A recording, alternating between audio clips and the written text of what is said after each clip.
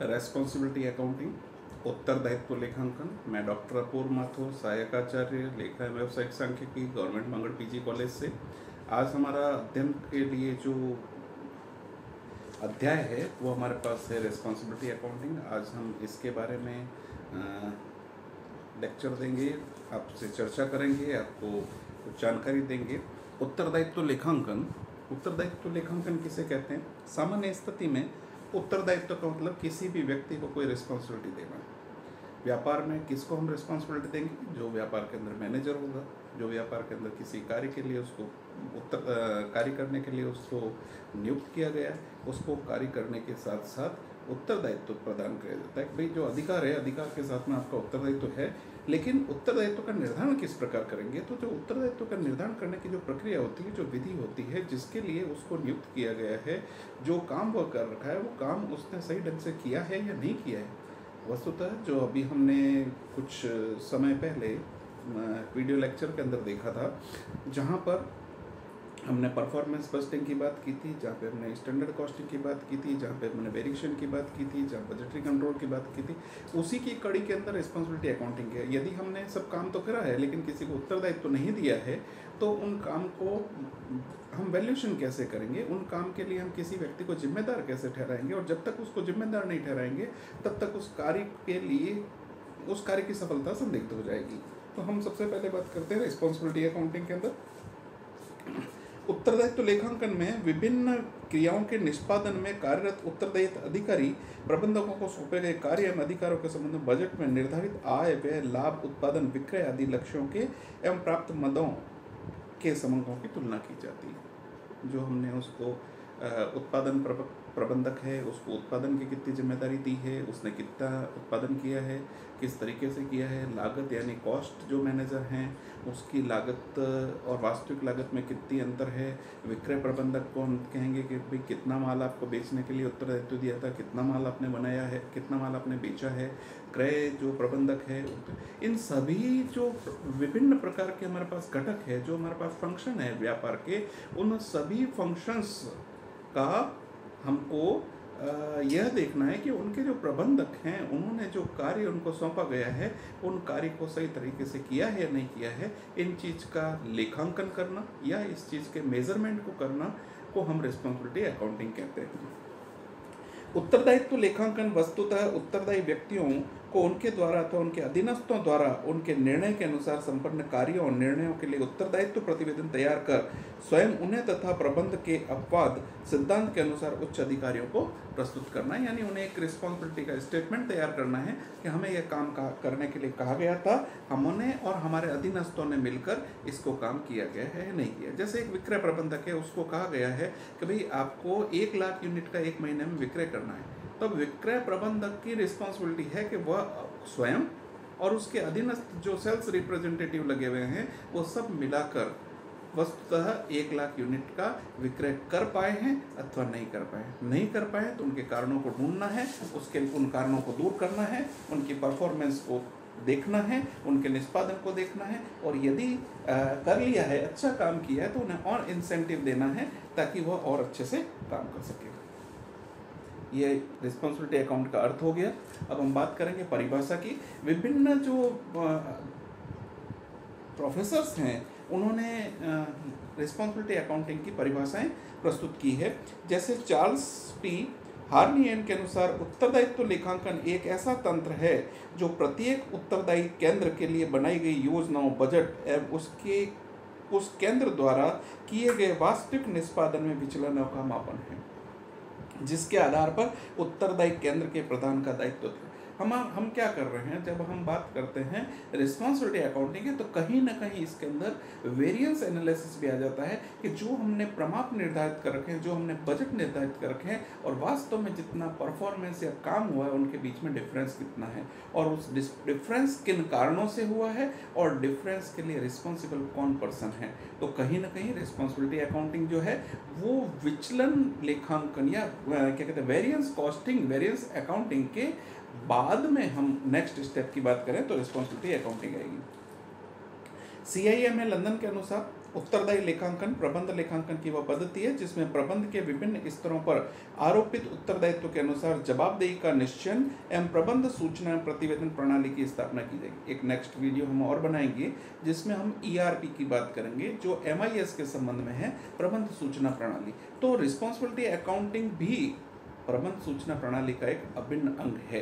प्रबंध सूचना प्रणाली तभी सक्सेस होगी जब हम रिस्पॉन्सिबिलिटी अकाउंटिंग को सफलतापूर्वक लागू कर पाएंगे। इसके अंतर्गत विशिष्ट अधिकार प्राप्त व्यक्ति के अधीन संगठनों के कार्यों, विभागों या इकाइयों के उत्तरदायित्व केंद्रों का उत्तरदायित्व केंद्र के रूप में विकसित किया जाता है। तो हम जब कॉस्टिंग की बात की थी तब हमने विभिन्न प्रकार के केंद्र बनाए थे, लागत केंद्र, लाभ केंद्र, विनियोग केंद्र। तो उस प्रकार उन केंद्रों के जो हमारे पास विशिष्ट अधिकार प्राप्त व्यक्ति हैं, उन व्यक्तियों के उत्तरदायित्व का निर्धारण करने के लिए रिस्पॉन्सिबिलिटी अकाउंटिंग का जन्म हुआ है।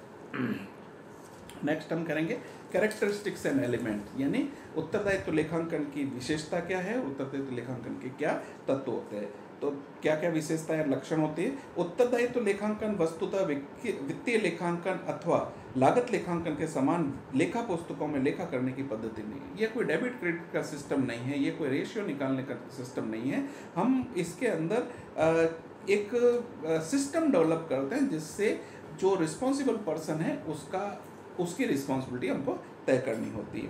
उत्तरदायित्व लेखांकन प्रबंध लेखांकन का एक अंग है जिसमें प्रबंध के नियंत्रण हेतु आवश्यक सूचना एवं संबंधों का संग्रहण एवं विश्लेषण किया जाता है तथा उत्तरदायित्व प्रतिवेदन तैयार। तो क्या होता है इसके अंदर, हम प्रारूप तैयार करेंगे, प्रतिवेदन तैयार करेंगे और ये MIS प्रबंध सूचना प्रणाली के लिए आवश्यक है, उसका एक अंग है।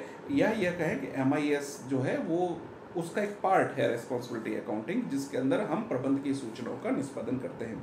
उत्तरदायित्व लेखांकन उन्हीं संस्था द्वारा अपनाया जाता है जिन संस्थाओं में संस्था की क्रियाओं को सुपरिभाषित उत्तरदायित्व केंद्रों में विकेंद्रित करी। यदि आपने किसी प्रकार की जो फर्म है, कंपनी है, संगठन की कार्यों को उत्तरदायित्व केंद्र के अनुसार विकेंद्रित नहीं किया है तो हम रिस्पॉन्सिबिलिटी अकाउंटिंग का लेखांकन नहीं कर सकेंगे। प्रत्येक उत्तरदायित्व केंद्र के लिए बजटन व्यवस्था के अंतर्गत सुपरिभाषित प्रमाप लक्ष्य, बजटेड विक्रय, क्रय, उत्पादन, लाभ आदि का निर्धारण कर उत्तरदायित्व केंद्रों को उन्हें प्राप्त करने के लिए समुचित अधिकार है। ऐसा नहीं कि केवल उसके लिए हम रिस्पॉन्सिबिलिटी ही करेंगे या उसको रिस्पॉन्सिबिलिटी, लेकिन रिस्पॉन्सिबिलिटी अकाउंटिंग या उसको उत्तरदायित्व निर्धारण करने के साथ साथ उसे अधिकार भी देंगे। हम अधिकार देंगे, आपको पूर्ण अधिकार है, आपको स्वायत्त शासी जिस प्रकार से हम कहेंगे उनको पूर्ण अधिकार दिए हुए हैं, तो अधिकार के साथ साथ उत्तरदायित्व भी जुड़े होते हैं। एक संस्था के वित्तीय लेखांकन एवं लागत लेखांकन व्यवस्था में उत्तरदायित्व केंद्रों एवं क्रियाओं के संबंध में सही एवं सामयिक सूचना और समंकों के संग्रहण की प्रभावी प्रणाली होना आवश्यक है। उत्तरदायित्व लेखांकन तब तक नहीं किया जा सकता या तब तक लागू नहीं किया जा सकता जब हमें समस्त सूचनाओं के लिए प्रभावी संप्रेषण, कम्युनिकेशन या सूचनाओं के संग्रहण की कोई व्यवस्था नहीं हो। उत्तरदायित्व केंद्र में प्रत्येक उत्तरदायित्व केंद्र की दृष्टि से लागतों का विभाजन नियंत्रणीय लागतों और अनियंत्रणीय लागतों किया जाना आवश्यक होता है। मतलब हमारे पास जितनी भी लागतें हैं उन लागतों को हमको मुख्यतः दो भागों में बांटें। लागत की जो एनालिसिस हमने किया था, पिछले वीडियो के अंदर किया था, दो प्रकार की लागत देखी थी हमारे पास नियंत्रणशीलता के आधार पर, controllable cost and uncontrollable cost. Controllable cost वो होती है जिन खर्चों को नियंत्रित किया जा सकता है, अनकंट्रोलेबल कॉस्ट वो होती है जिन खर्चों पर नियंत्रण नहीं किया जा सकता। इसको इस प्रकार से समझें, यदि फैक्ट्री किराए पे है, महीने का किराया 30,000 है, फैक्ट्री चले या ना चले 30,000 रुपये देने ही, उसको कंट्रोल करने की आवश्यकता नहीं है।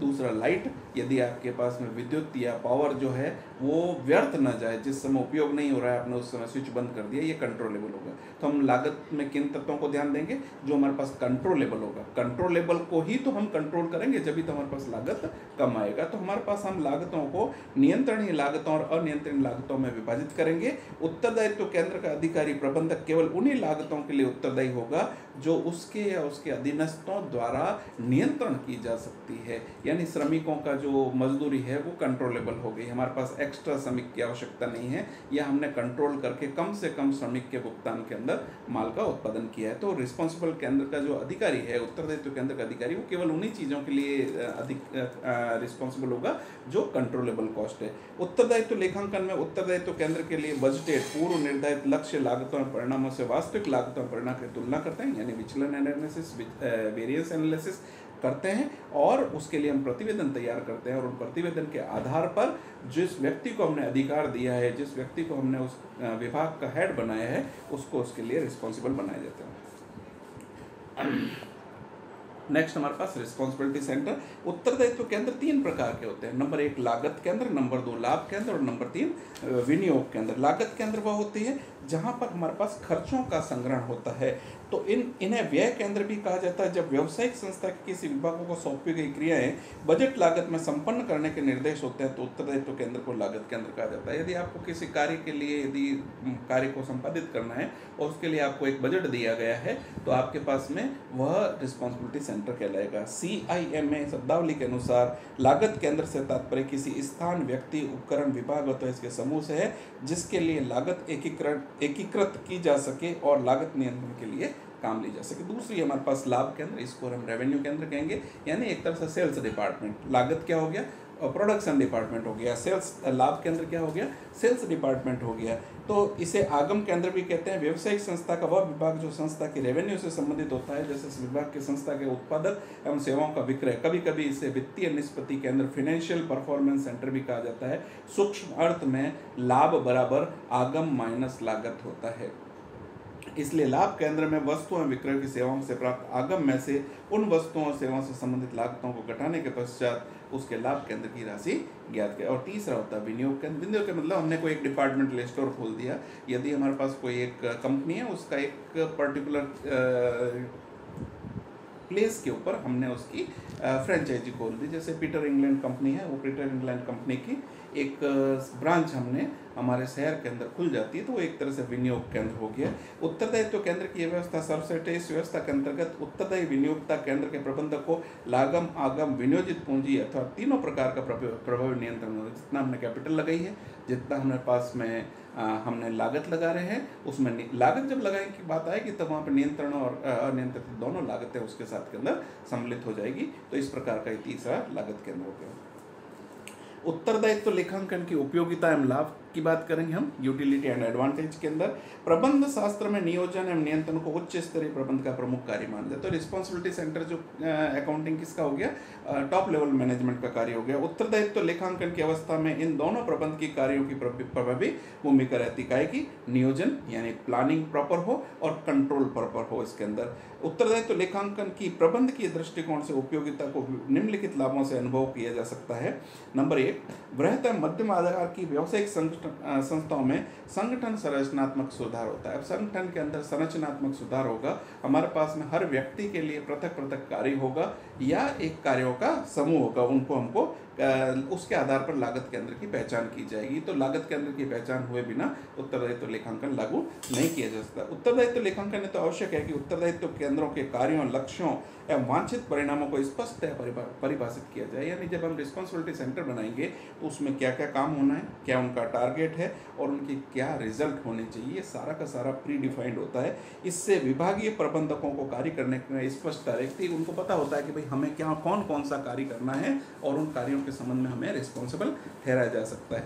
व्यावसायिक संस्था में वैज्ञानिक एवं प्रतिस्पर्धात्मक दृष्टिकोण का विकास होता है। एक ही संस्था है, एक ही कंपनी है, उसकी अलग अलग शहरों में ब्रांच है, तो प्रत्येक ब्रांच मैनेजर को पता होना चाहिए कि उसको कितना लाभ कमा के दे रहा है, या पर्टिकुलर किसी ब्रांच का प्रॉफिट लेस होता है, लॉस होता है, तो उसके लिए उसको रिस्पॉन्सिबल ठहराया जा सकता है। उत्तरदायित्व लेखांकन के कारण बजट को व्यवहारिक दृष्टिकोण के आधार पर बनाना होता है।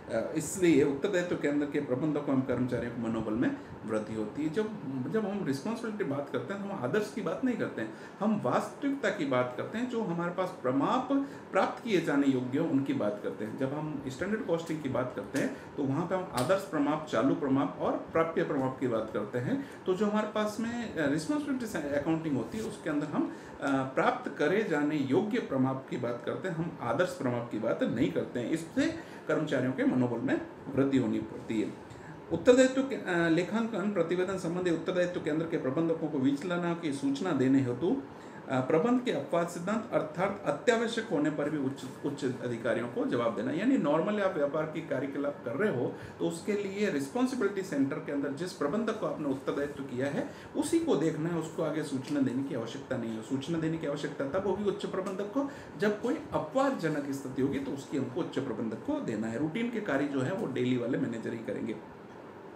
उत्तरदायित्व लेखांकन व्यवस्था का व्यवहारिक लाभ यह है कि बजटेड लक्ष्यों से विचलनों की दिशा एवं मात्रा का ज्ञान हो जाता है। हमारे को पता चल जाता है कि हमारे विचलन कहाँ कहाँ आ रहे हैं, उत्पादन विक्रय में कहाँ कहाँ समस्या आ रही है, और व्यवहारिक समस्याओं का ज्ञान होने पर उनको हम दूर कर देते हैं। रिस्पॉन्सिबिलिटी अकाउंटिंग की लिमिटेशन क्या है, सीमाएं क्या है।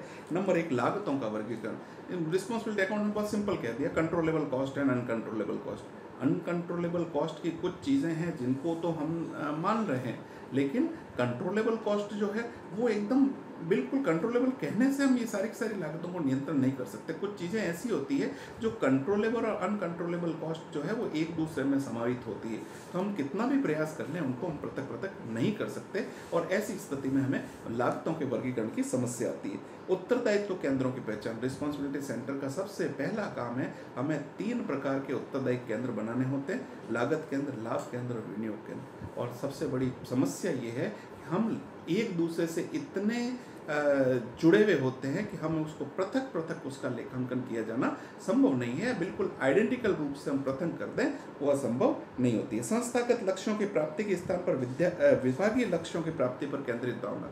एक कंपनी के अंदर 10 प्रबंधक लगे हुए हैं, हर प्रबंधक केवल और केवल ये देखता है कि मेरा टारगेट पूरा हो रहा है या नहीं हो रहा है, मुझे अपना ध्यान रखना है नहीं रखना है। वह कंपनी के टारगेट की बजाय व्यक्तिगत टारगेट या विभाग के टारगेट के ऊपर ध्यान देता है, तो इससे कंपनी के लक्ष्यों को प्राप्त करने में थोड़ी सी कठिनाई आती है। कर्मचारी हितों पर कठोराघात। ये इसके अंदर जहाँ पर मनोबल में वृद्धि होती है कर्मचारी को, वहाँ साथ साथ कर्मचारी हितों पर भी कठोराघात होता है। यदि किसी विभाग में, किसी प्रबंधक में कर्मचारी सही ढंग से कार्य नहीं कर रहे हैं तो उन्हें तुरंत छटनी या बाहर का रास्ता दिखा दिया जाता है। इससे कर्मचारियों के हितों पर कठोराघात होता है। और छोटी संस्थाओं के लिए अनुपयुक्त। ये रिस्पॉन्सिबिलिटी सेंटर जो है वो छोटी और मध्यम इकाई की जो संस्थाएं हैं उनके लिए अनुपयुक्त है। उन स्थितियों में यह लागू नहीं किया जा सकता, या लागू करने से उसके जितने लाभ होने चाहिए वह लाभ नहीं मिल सकते। Okay, thank you.